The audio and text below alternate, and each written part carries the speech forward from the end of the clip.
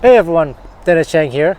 I'm in Japan, in Osaka, here in Tennoji Koen, which is a park in central Osaka. You can see the sakura trees blooming behind me. It's the best. It's great here. Anyway, today's video I want to talk to you about, it's another philosophical video. Talk to you about how many standards should you know and why should you know X number of standards. And then related to that, how to understand standards. And there's a bonus content I'm gonna be releasing for free, my collection of charts for a number of standards. I did these very quickly, so there may be a little glitches here and there, but you'll find the link in the pinned comment. Before that, please like, please subscribe, please comment. It makes such a huge difference. I'd really appreciate if you could do that. And I have a book coming out, hopefully in April or in the month of May.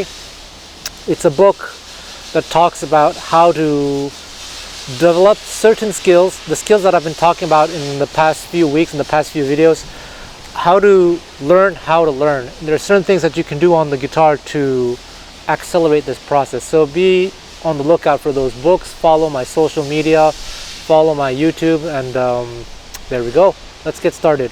So, how many standards should you know? Some people say you need to know 300 standards, 400 standards, 500 standards, by 600. I don't know what the number is, thousands.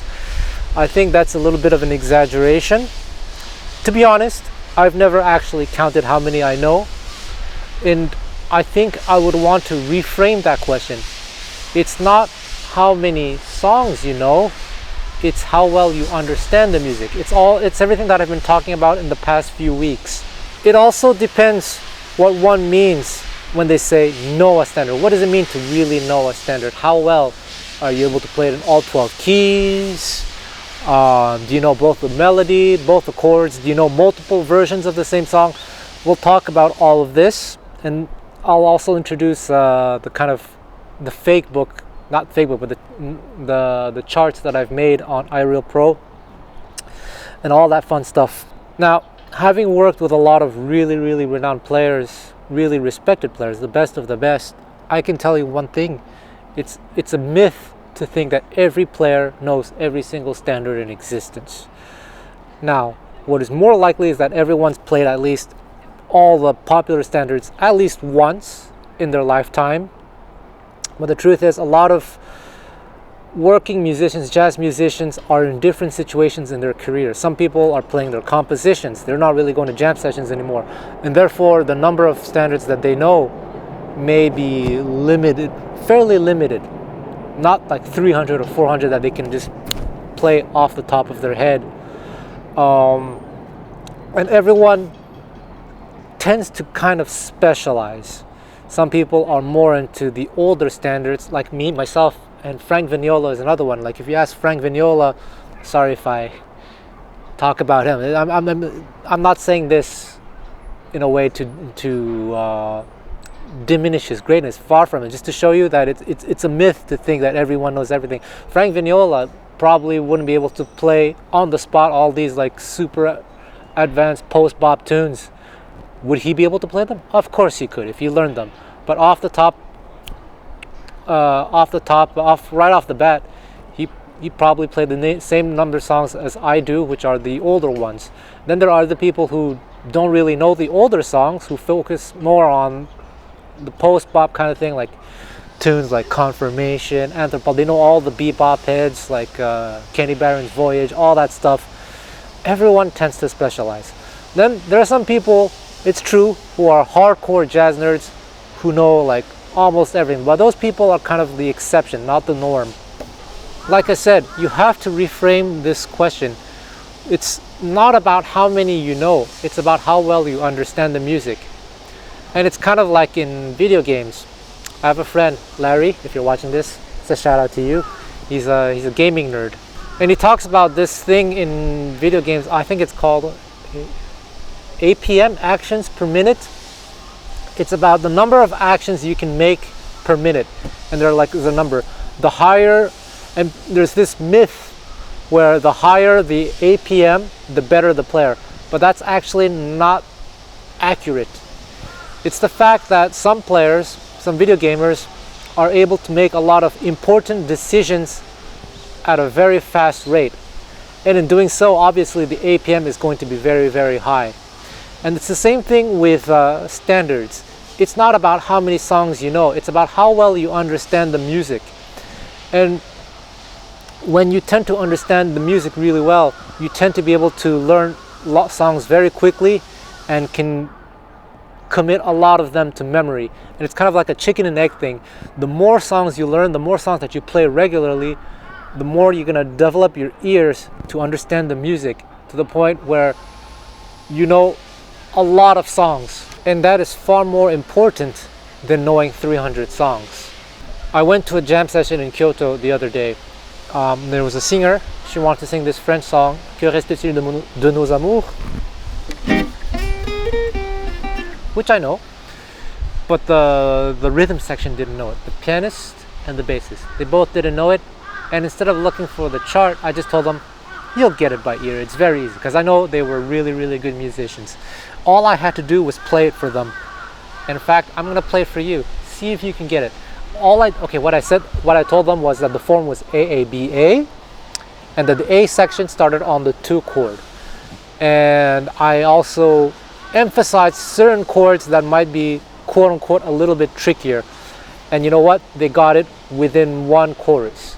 Not only did they get in 1 chorus, they got it by the time I played the first A, they knew how to play the second A and the last A. And as I was playing the B, there were certain little nuances that I emphasized, and they caught it. By the time we reached the second chorus, it's as if they had been playing their whole life. Let's do a little test. I'm going to play for you the chords. I'm going to censor my guitar and see if you can get the chord. So we're in the key of E flat. First chord is F minor, 2 chord. Que reste-t-il de nos amours?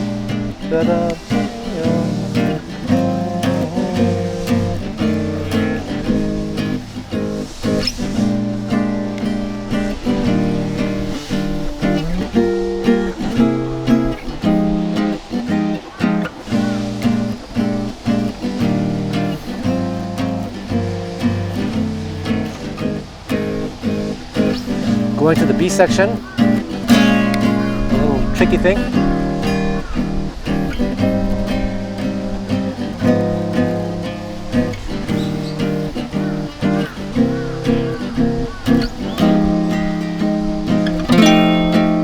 Did you get that?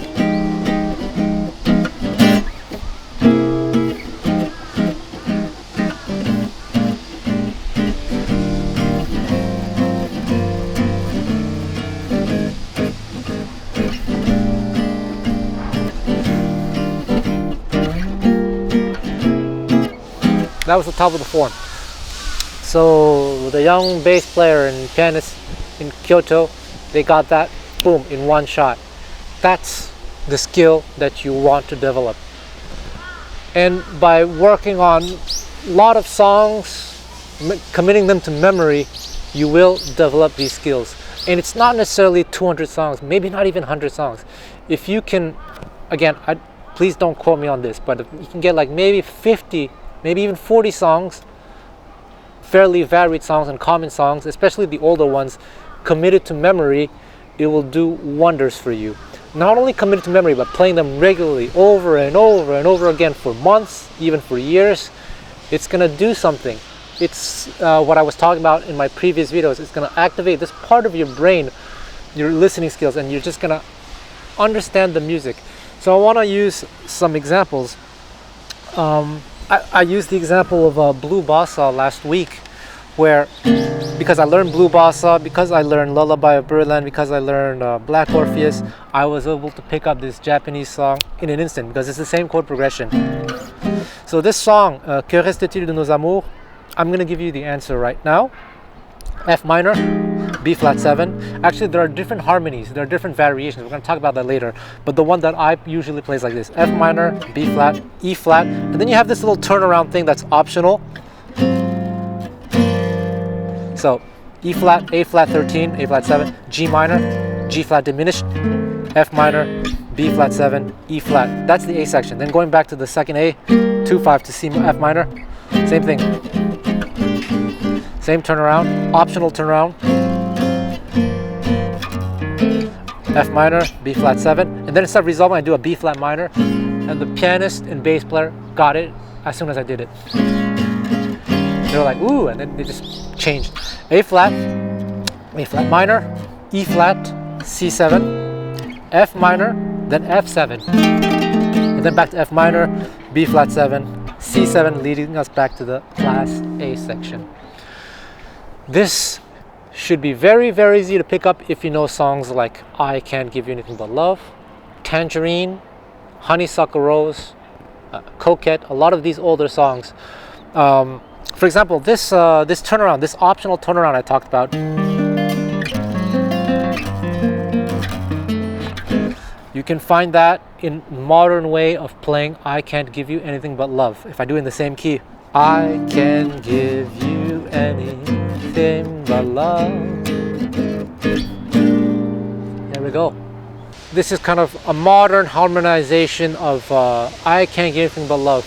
And this is very important to talk about because when you're learning songs, standards, personally think it's very important, well, not very important, for me it is anyway, but the more versions you can learn, the greater your understanding of the song will be, and the more you will understand how harmony works. So that was a modern harmonization. An older harmonization might simply just be I can give you anything but love, baby. Just 1 and 5. How did that get from 1 to 5 to this?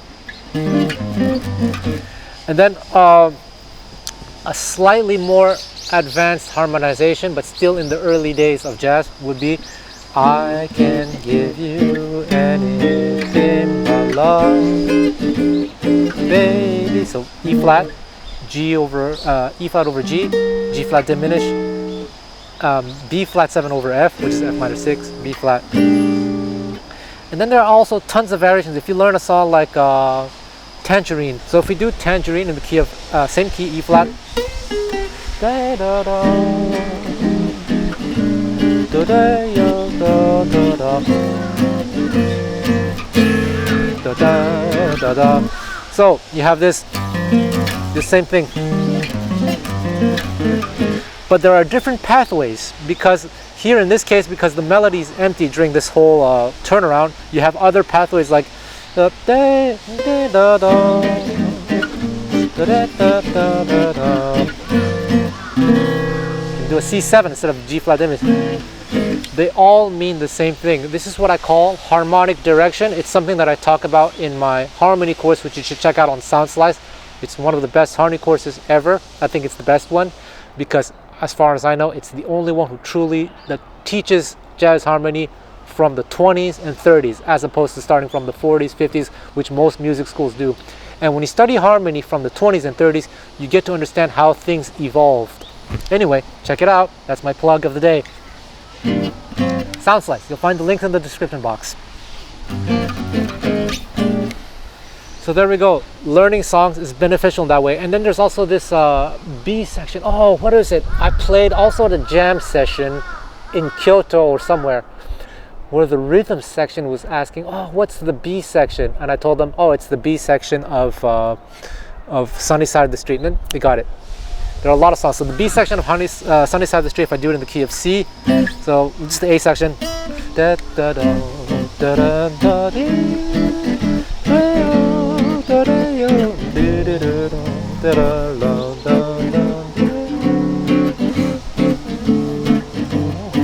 the B section, C7. F, D7. That's G7. I remember what was on. It was the same jam set. It was the same musicians I was playing with. Man, that bassist, she was so good, and the pianist too. The person on stage had called the tune Honeysuckle Rose. So the bass player hadn't played that song, and she was asking me, "Hey, what's the B part?" I just said, "Oh, Sunny Side of the Street." Boom. So Honeysuckle Rose in the key of F. Boom. B part.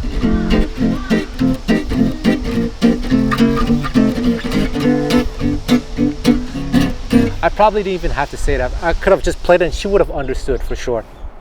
That's what a decent musician is. So that's why it's important to learn songs, to commit a certain number of songs to memory, but not just any random songs. Don't start with the most complicated songs. Start with some songs from the 40s that are based on the American songbook. Because a lot of the post-bop songs are reharmonizations or reharmonizations of these basic chord progressions. And here's another thing. I've talked about this in previous videos, and someone came to me for a lesson yesterday and was asking me, do I practice songs in all 12 keys? And I said, no, actually I don't. I mean, sometimes I do, but rarely do. And he said, why not? And how is it that I'm able to play in any key? Depends on the song, of course. But the answer is, I've always told myself, instead of learning one song in the 12 keys, why don't I just learn 12 songs? Because if you learned Honeysuckle Rose, which is usually played maybe in B flat or F, depending on the style you play, whether it's gypsy jazz or swing, or A flat. Okay, Honeysuckle Rose, Sunny Off the Side of the Street is usually played by singers, but usually instrumentalists played in the key of C.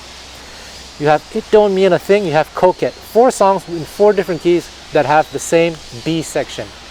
So if you already learned the B section in 4 different keys. There's another chord progression, like All the Things You Are.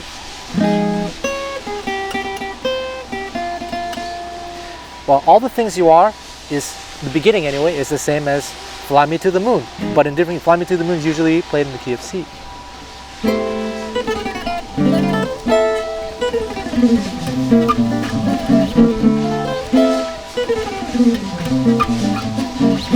So basically you have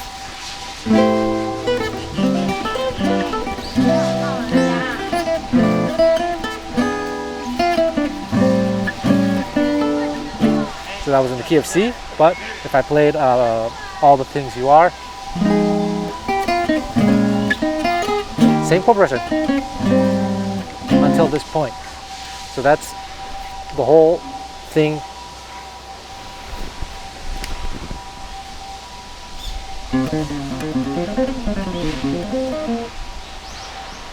So I think I've made my point there. That's why it's important to learn a bunch of songs. But it need not be 100. I mean, eventually maybe, yes, but start with 30, start with 40, and get together with your friends, play them every week, or go to your local jam session, see what songs get called. Chances are it's almost always the same song. So learn those songs, commit them to memory, and play them. Okay, the next thing I want to talk about is charts. I tend not to use charts. I learn most of my songs by ear, but sometimes I look at charts just to see how the people have written them. And here's one thing that people don't teach you in music school, is that charts should not be seen, well, maybe some people do teach it, but a lot of people don't seem to know this. But charts, in my opinion, are as a general blueprint of the song. It shouldn't be taken too literally. And I think I always have trouble with charts. And even one kind of renowned university professor said something that I disagree with, and I can prove it to you. This university professor said, oh, charts should be determined by the bass line, and that is not true at all. The whole, it's very, very difficult because it boils down to this concept of harmonic direction that I talk about in my harmony course. It's less about the exact chord than it is about understanding where the harmony is going and understanding which chords are more important than others. Some of this is also quite subjective, and you can have debates about this, but it's a myth to think that charts should be based on bass lines. Especially if you listen to recordings, which I have, you can listen to a lot of Miles Davis recordings. Listen to the recording of that song Joy Spring the original recording, you will notice that the bass player and the pianist are not always playing the same things in certain parts. And then you look at the chart that most people use, it says something else altogether. And nowadays people play how the way it's played, the way it says on the chart, but if you look at the recording, it wasn't played exactly that way. And to me, that's the difference between today's jazz and the jazz of the past. People were a lot more flexible than when it came to harmony than people tend to be today. And that's why I always encourage people to explore, to check out different recordings of the same song. But when you check out the same, let's say within one recording, listen to what the bass is playing, listen to what the accompanist is playing, the pianist or the guitarist. Maybe they're not playing the same thing. Listen to what the soloist is doing. Maybe the soloist is doing an entirely different thing. That's the case with the Miles Davis Quintet in the 50s. You'd have Paul Chambers playing a set of changes, and sometimes changing from chorus to chorus. And who is it? Not Errol Garner. Red Garland playing his set of changes, and Miles Davis probably thinking his own thing. But the thing is, it all works because they all end up resolving where they need to resolve. Harmonic direction. So that's why I have difficulty with charts. So the charts that I'm going to make available to you, the Dennis Chang charts, I try to keep them as basic as possible. And if sometimes I only add those extra chords when I feel it's really part of the composition, like Honeysuckle Rose, I might have written G minor C7.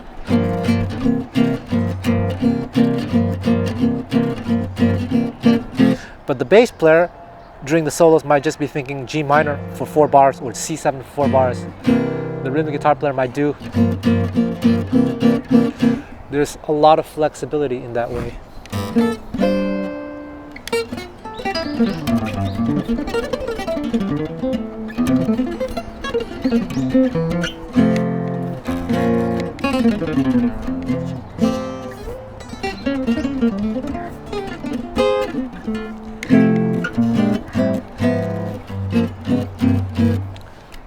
Kids over there are very fascinated by my extremely amazing guitar playing.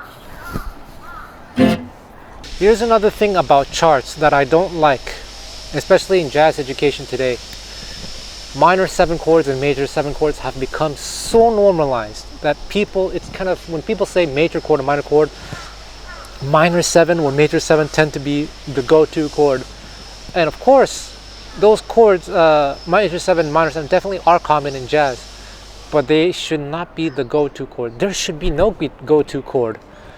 Instead, you should have the ears and the experience to determine how to decorate your major chord. If it's a C chord, it can definitely be a C triad, especially in the older style. It can be a C6, C major 7, C major 9. It depends on the style, the feel that you're going for. But nowadays, when people play like All of Me or I Can't Even, they're just gonna automatically do things like this, you know, like kind of one of my pet peeves, especially like 2-5-1. So that's why in my charts, whenever there's a 2 chord, let's say the key of E flat, I don't write F minor 7, I write F minor, because F minor triad is beautiful. So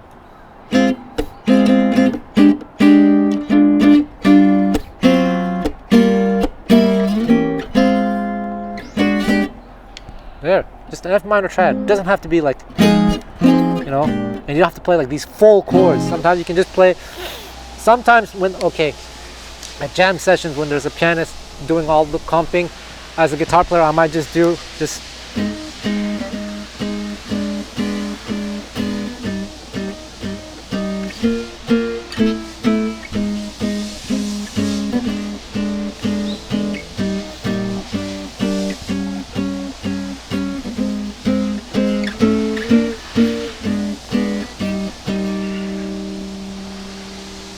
So you'll notice that my charts are greatly simplified, and it's up to you because you should have the experience using, when you learn to read charts, you also should learn how to interpret charts.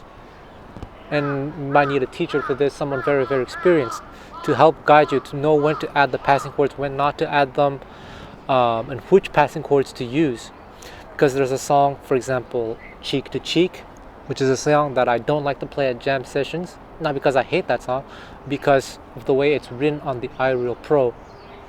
On many versions of the IrealPro, all the extra passing chords are written, and those passing chords are written because actually they work well with the melody. But then when it comes time to improvising, all those passing chords, in my opinion, can sometimes get in the way. It depends on how people comp, but a lot of people, in my opinion, don't know how to comp. They put all these extra tensions and everything, so you have already all these extra passing chords, and each of those passing chords, the pianist or guitarist is decorating them with all these extra tensions. It's just kind of very, very distracting. When you check out recordings of master improvisers from the past, okay, they will add the extra the passing chords during the melody, maybe, but when it comes to soloing, the rhythm section removes those passing chords. Off the top of my head, I think Errol Garner is an example of this. So here's one possible way of playing cheek to cheek.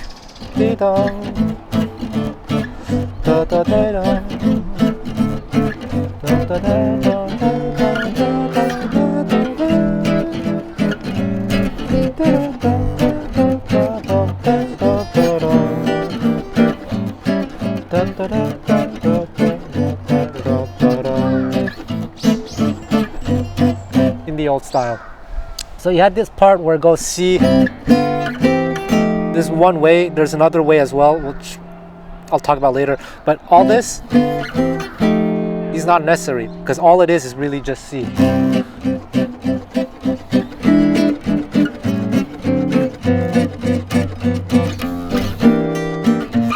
For soloing, it could be as simple as that. And then the IrealPro has this. Da-da, da-da-da-da.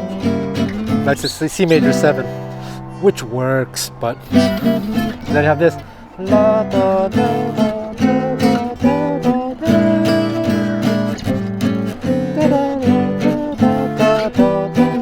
da, da. Okay, so I played the way it's written on the chart, but then all these players, bad compers, they will add these like, like, forget about it. That's because they don't understand the meaning. They don't know how to interpret the charts. The IrealPro, the Fakebook, and all that, they're great tools, don't get me wrong, but they have also standardized music to an unprecedented level. Whereas back in the day, when you check out various recordings of the same standard, keys weren't standardized. People played them in the keys that felt fun for them.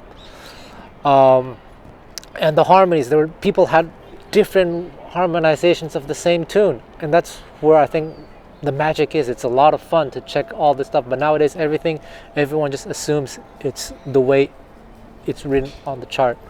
It's the same thing with that song, Darn That Dream. You have this on the chart. How does it say on the chart? Sorry. Yeah, it says this. And then people are asking me, what scale should I play over this?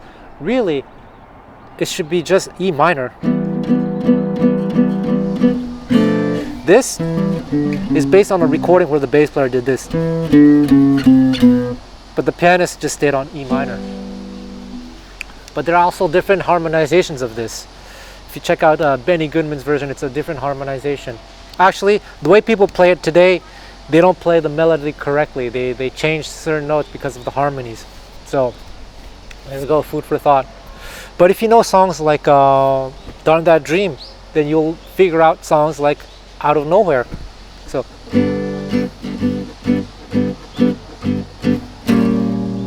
or Nuage by Django. Darn That Dream. Just friends, not lovers no more.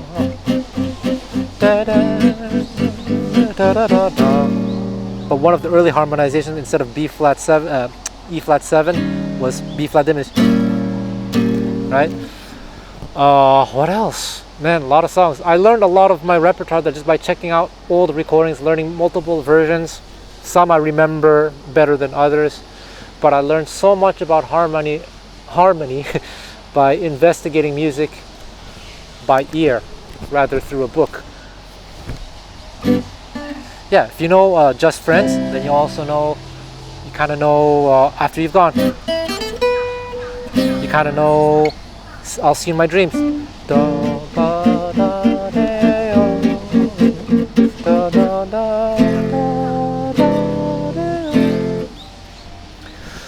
Lots of things you can learn by exploring the original recordings to understand how things came about. Like there's this song Sweet Sue.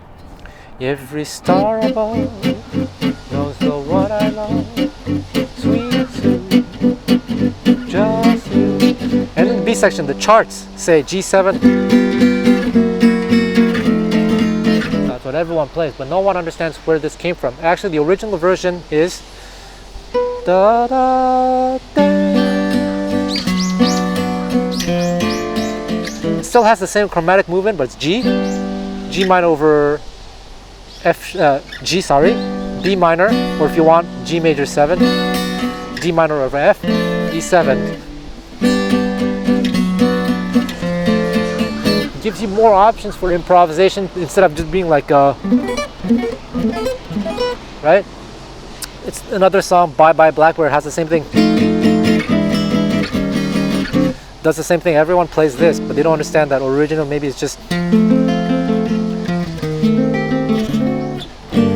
another song, Rosetta.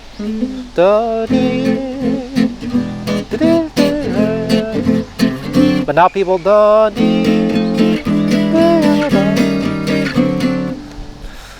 Sure. But what they don't understand is that this is a reharmonization of the original version, and having both options gives you more freedom as an improviser. In other songs, Sweet Georgia Brown.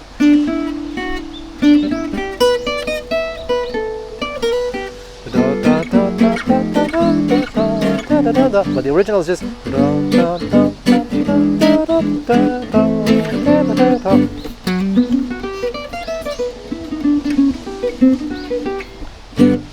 harmonic direction. That's what you got to learn. Check out my harmony course. So, to sum things up, it's not about knowing 300, 400 songs. That could be good. There are certain people, there are nerds out there who do know like practically every song out there. It's incredible, but that's not the reality. The truth is, at any given moment, we all know. I don't know. I don't want to use any number, but it's not as many as you think. But like I said, in my case, I've at least jammed over almost every popular standard at least once in my lifetime. And then there's some that I know so well that I can play them in 12 keys without having to think about them. But then there are other songs where I have to review. You know, that's how it is for everyone. Don't feel bad about not knowing every single song. Only feel bad is if you go to the jam session every week and you still haven't learned the song that gets called every single week. That's when you should feel bad. But like a song like I'll Be Seeing You, not everyone plays it. And you don't have to feel shame in not knowing it. Because some people like to do that. Like to say, oh, you don't know that standard? I don't know why I use that accent, but but yeah, there we go. Those people are jerks. Because if you want to play that game, you know me, I specialize in the older repertoire, and as far as the kind of bebop sessions go, I pretty much know all the popular songs. Again, some need review, but if people want to play that game about, oh, you don't know this song, I can whip out all the songs from the 30s. I'll See You in My Dreams, Sweet Sue, Chic of Araby, Coquette, It Had to Be You, If I Had You. Chances are a lot of these quote-unquote modern players don't know any of these tunes. So who's the idiot now? Alright guys, leave a comment. Woo. Next time you see me, I'll be in Fukuoka, Japan, which is in the west coast of Japan. Here I'm in Osaka. Great place. Amazing.